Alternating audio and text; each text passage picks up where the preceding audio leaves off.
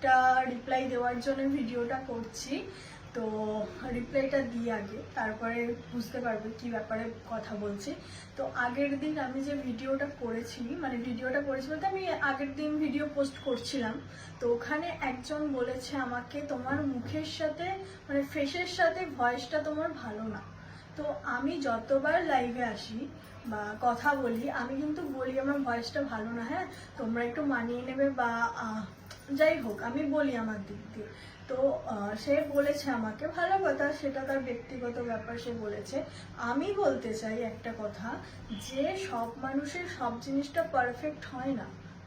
মানে উনি যে বলেছেন ওরা সবকিছু পারফেক্ট, আমি জানি না, আমার এটা গায়ে লাগেনি, কারণ আমি নিজেই বলি আমার ভয়েস ভালো না। কিন্তু আমার কথা হচ্ছে, মানুষকে নক করে এরকম করে বলার কোনো মানে হয় না। আমার যদি কাউকে কোনো কিছুতে ভালো না লাগে, আমি তাকে বলবো যে তোমার না এটা না, তোমার ভালো না, সেটা তার ব্যাপার, তাকে যা দিয়েছে ঠাকুর সেটাই সে বলবে, সেটাই তাকে দেখতে হবে, এটাই স্বাভাবিক। তো আমি এই কারণেই বলছি, তোমাদের কি মতামত আমাকে কমেন্ট করে জানাও যে আমি কথাটা ঠিক বললাম।